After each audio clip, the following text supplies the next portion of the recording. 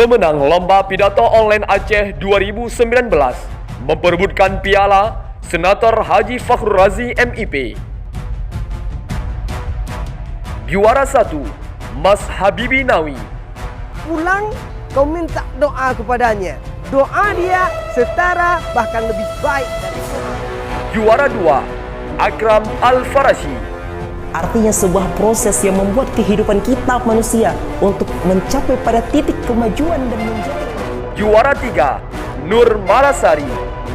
Makan tomat pakai coklat, yang jawab salam saya dengan semangat. Harapan 1, Juraida.